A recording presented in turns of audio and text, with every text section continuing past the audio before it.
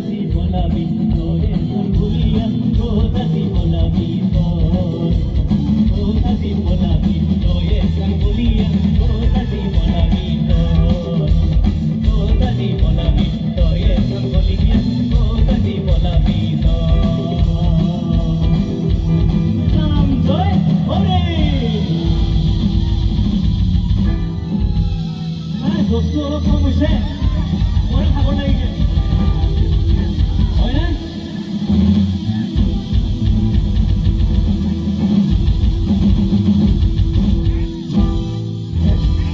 যি দেখিছো এইবাৰ জোচটো উঠাব লাগিব নে কি কয় হিন্দী গান